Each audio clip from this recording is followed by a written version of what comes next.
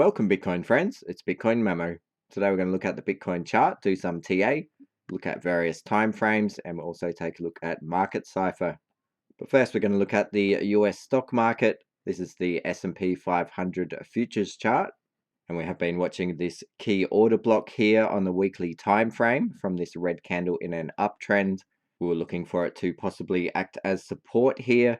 We did have some confluence with the VPVR, the amount of volume traded at certain price levels, and we did see a spike in volume here at the same area. These spikes on the VPVR can act as support or resistance levels, as it shows there were buyers and sellers, similar to how the order blocks work. So there was time spent here and volume. This is on the weekly time frame, so this will take a while to play out. If we did get a dead cat bounce here, we could possibly look for targets towards this next area on the VPVR where we did have this trading range. But we do notice, looking at the fib retracement here, taking it from the overall bottom here of the stock market crash in 2020 to our high, that we did pretty much come to that 382 level and have this small bounce for the time being. And if we do end up breaking below this 382 level, we do see there wasn't much of volume in the gap between here, and we could possibly come all the way down to this next biggest spike on the VPVR, where we did have some trading volume here, and also the top here before we had that stock market crash. But I think it's going to take a while to play out. We have had 7 red weekly candles in a row here, like Bitcoin, and we are due for at least a dead cat bounce, I think. And onto the next chart. This is Bitcoin with the candles here, and in orange is the US dollar index. We noted in the last video during the Bitcoin bear markets here, we do see a parabolic rise in the US dollar index. And when this does cool off and the US dollar starts going sideways in a range, Bitcoin tends to bottom out and then start the next bull run. We saw that in the 2018 bear market as well. The US dollar started going up quite quickly here. And when we did start going sideways in a range, Bitcoin did bottom out and start the next bull run. So currently we can see with our current bear market, the US dollar has gone up quite significantly here. And we are starting to see a bit of a tick down here. But again, this is on the monthly time frame. So we'll have to wait for the monthly to close here. Perhaps this is giving us an early indication that we are getting close to the bottom of the bear market. As we can see here, we started ticking down on the US dollar right as we had this one more 50% drop, and then we did start bottoming out not long after that. And onto the 2-week time frame now. We did just open this new 2-week candle this week. We can see the previous 2-week candle, after coming down to around 25.5k, did end up closing back above 30,000 and also above this golden pocket area here, looking at the fib retracement from the bottom of that stock market crash to our all-time high. We do also have this falling wedge pattern drawn in here. We have 2 touches on the top and 2 touches on the bottom. Typically this is a bullish pattern, and on the 3rd touch to the upside we do tend to break out to the upside. Although I do think we're going to spend quite a bit of time inside this wedge and possibly come down lower here before breaking the top of that falling wedge. So like the stock market, this is the 2-week chart. We've had 4 2-week candles in the red here in a row. And I do think we're due for at least a dead cat bounce here. If that were to happen, we could look at a possible target here at the 382 level, which is at around 34.2k.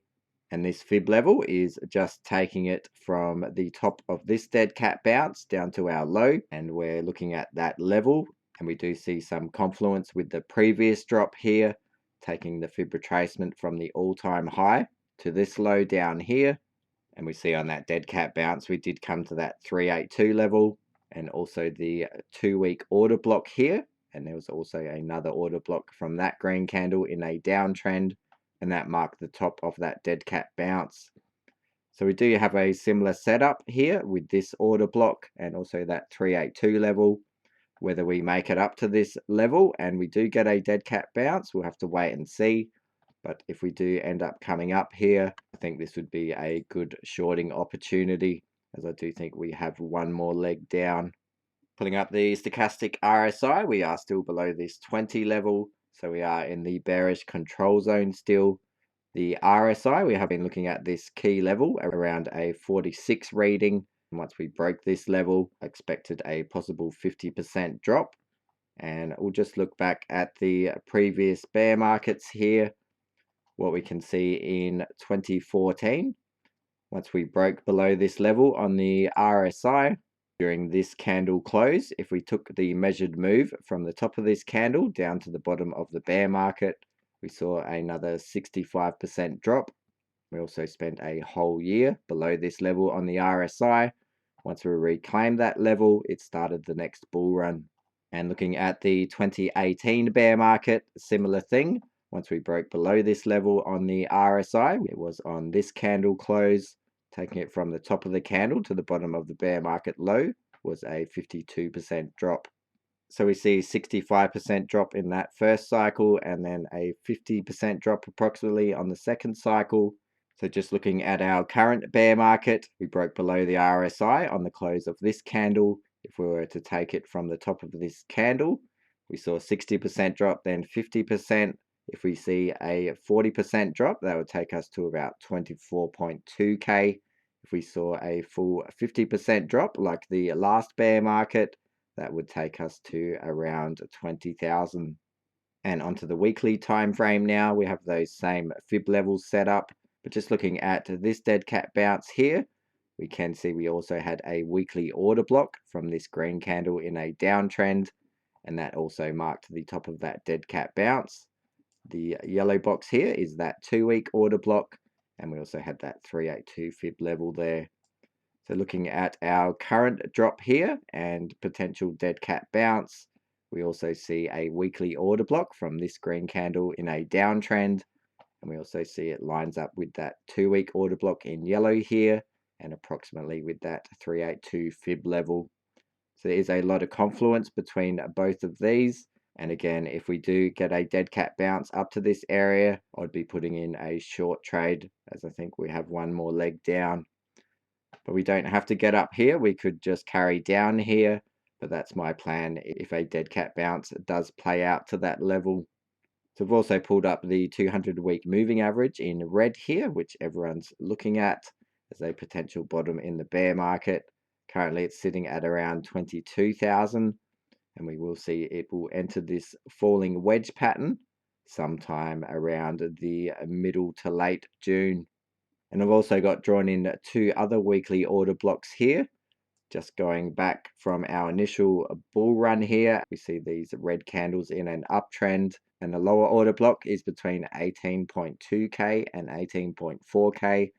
The next order block is between 19.2K and 19.3K. But I am looking at a possible range for the bear market low. Obviously, we don't know exactly where we're going to bottom out, but we do have that 200-week moving average, which will enter this falling wedge next month.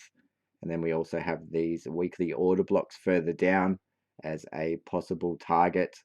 So we could hold the 200-week moving average as support, but also wick down to these areas.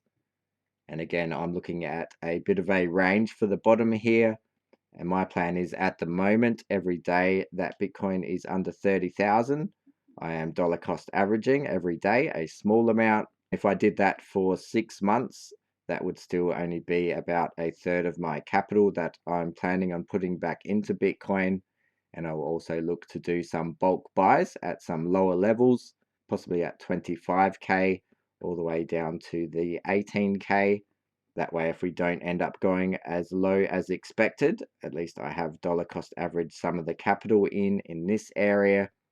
But I've also left enough capital to average that buy-in level down by doing some bulk buys further down. And I think it's important to play both sides there because we don't know how low we can go. You want to have money to buy at those low levels, but you also don't want to miss out in case we don't go that low. And just pulling up the VPVR on the weekly time frame now, we can see we have a spike further down here at around 23.5K, which will be eventually in line with that 200-week moving average. And we also have a spike here right between these 2 weekly order blocks. around 19k. So there is some confluence with these levels, and I don't think we will break below this falling wedge pattern, but I do think we're going to spend time grinding out some of this space here before breaking to the upside of this falling wedge pattern. So I just want to look at the VPVR now and the weekly order blocks when looking at the 2018 bear market. So we can see we do have a couple of weekly order blocks here. We had one at 4,000, one at around 2,800. But I just want to look at the VPVR as if we didn't know what was going to happen here.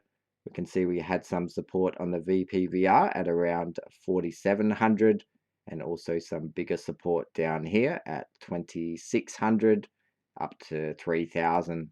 So a way to keep that volume profile, looking at the previous price action without including the bear market candles that followed to influence this VPVR, we can hold the mouse button down and drag it, and it won't add those new candles to the VPVR, but we can see how those levels performed as if we were playing it out live.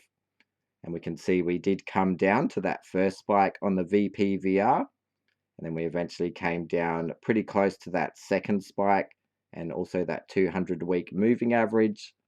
But it did give us a good idea of a possible area where we might bottom out in the bear market.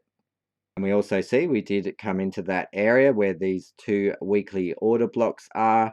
We did end up closing below this higher order block here with this white line. We didn't end up coming down all the way to the next order block down here. But we can see this order block seemed to be important. Once we did break back above it, we did get that big move to start the next bull run. And again, we can use these as a bit of a guide to get a range where the bottom of the bear market might be. Let's do the same thing now with the 2014 bear market. This is the 2013 bull run. We didn't really have any weekly order blocks here. We did have one down here at $135. But let's look at the VPVR. We saw the spike here started kicking in at around $150. And if we just drag that across to see where we ended up coming down to, we can see we started wicking down near that VPVR support. And we also came to that 200-week moving average. So it did give us a bit of an idea where we might bottom out. And again, we're not going to pick the exact bottom, but we can get a bit of a range as to where we might bottom out. So the VPVR was quite useful looking at the previous two bear markets. This is our current cycle, and this was our peak at 69k. We see spikes here around that 23k and also between 18 and 20k here.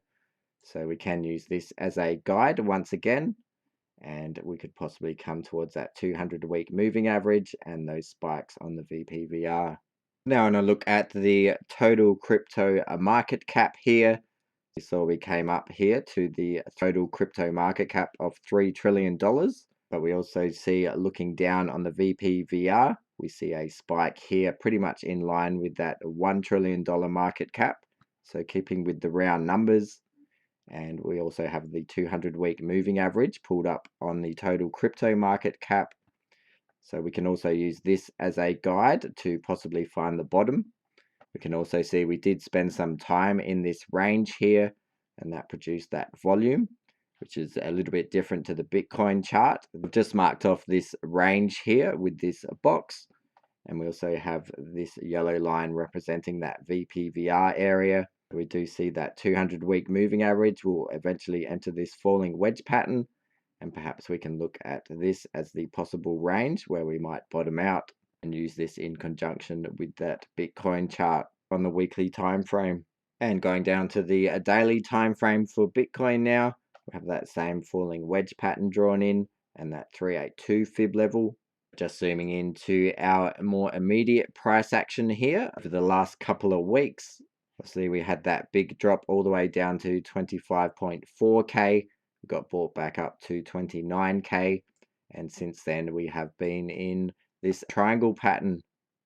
We do see several touches here on the top and a couple of touches on the bottom here. This is typically a bearish pattern. And we can do the measured move, taking it from the second touch point here and putting it at the breakout level. We can see we have an order block down here, a daily order block at around 26.2k to 26.4k, and this is pretty much in line with that measured move. If we do break down from this pattern, this is typically a bearish pattern, does break down more often than up. But we do have the target to the upside as well. If we do break to the upside, the target of that move would be up at around 32.4k. We have been getting a lot of resistance here from these daily order blocks. We have this daily order block from this green candle in a downtrend, and then we have another order block from this green candle in a downtrend. We can see they overlap here in this range, and this has pretty much been acting as resistance here on almost all of these candles as we have attempted to break back above, and we haven't been able to close above that lower order block, which is at around 30,400.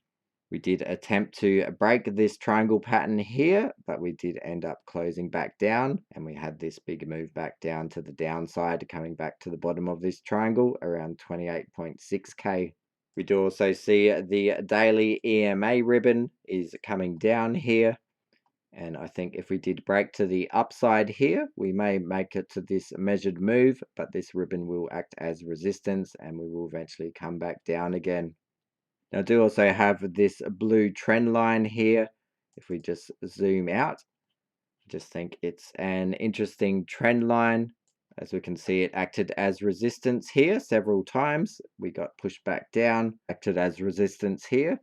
We got back above the trend line, and then it did act as support for a little while. Once we broke it, we had this big drop. So it's just an interesting trend line I'm watching, and there was some confluence with this measured move coming to a similar price to that trend line. And pulling up the stochastic RSI now, we can see it has moved all the way up here. So there is a lot of room for this to correct back down. So it is more likely, I think, that we do break down here from this descending triangle pattern. The RSI has been slowly climbing here. It's currently sitting at around a 39 level. The key area to get above is that 50 level. And in bearish markets, the 50 level on the RSI can act as resistance. And over to market cipher now. This is going to jump straight to the 12-hour time frame now. We did get this blood diamond, and it did get confirmed on the 12-hour. The previous blood diamond did result in quite a big drop. And just looking back a bit further, we can see this one resulted in a big drop. This one not so much. So they aren't 100%, but quite often they do play out. We are still deep in the red money flow, and this blue wave is just starting to come down. So we could possibly break that descending triangle pattern. Now we have this blood diamond on the 12-hour time frame, and possibly come down to that measured move we looked at, which was around this order block I've just got marked here, around 26.5k. Onto the daily time frame now, we see that money flow still very deep in the red. This blue wave started to come up off of this green dot, but we didn't see much of a move to the upside after this initial bounce. We have been going sideways, so that is quite bearish, and possibly we're going to see a red dot soon here and another move to the downside. The 2-day also had that green dot on the 15th of May that got confirmed, but again, we have been traveling sideways.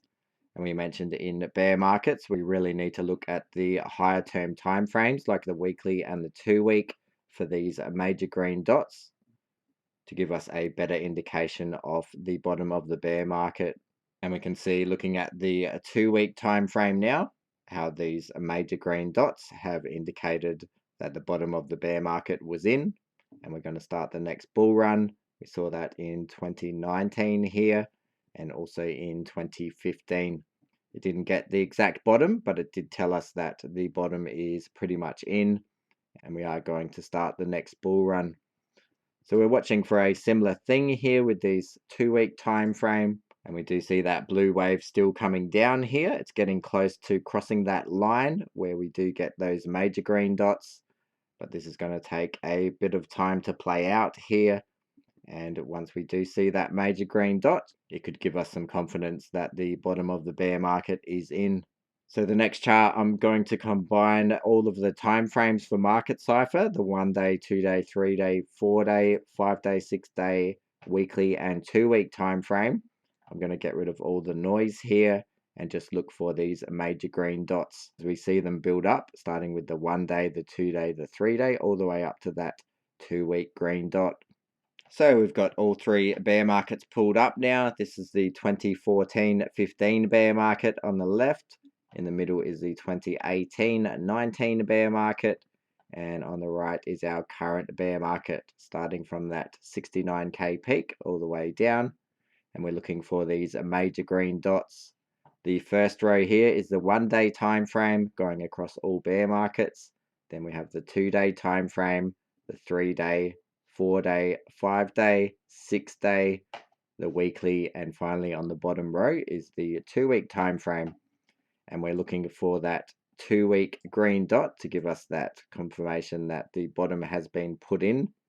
And with the charts here, these are on the daily time frame, even though we have the different time frames on the Market Cipher, just so we can really look at how the bottom of the bear market's played out with these green dots. So we can see here in the 2014-15 bear market, we did get these green dots building up on the time frames all the way up to the weekly, and we actually got that in this area. We didn't get the green dot on the 2-week time frame. We did end up having one more leg down, and that's why I'm taking it up to the 2-week time frame rather than the weekly, because we did still have quite a significant drop here. But then we did build up these green dots again, and that 2-week green dot appeared around this area. So just zooming in a bit, the bottom was back here actually. But to get that confidence, we're looking for it on the 2-week time frame. In 2018, just zooming in to the bottom of the bear market, we can see we got that 2-week green dot around this area, even though the bottom was here after getting green dots going up to the 4-day time frame. To be completely confident, we looked for that green dot on the 2-week time frame. So now looking at our current bear market, we have these major green dots on the 1 day, 2 day, and 3 day time frame. We're still looking for it to build up onto the higher term time frames here. So thanks for watching. Hope you enjoyed that analysis. We'll keep watching Bitcoin here on the daily time frame to see a break of this descending triangle pattern. Normally to confirm a breakout in either direction, we can look at the volume, and we should see significant volume higher than the previous volume in that pattern. But I do think it's more likely that we break down here. Again, this will have a measured move down to around 26.2K near this daily order block. So thanks for watching. I'm Bitcoin Mamo. I'll see you next time. Bye.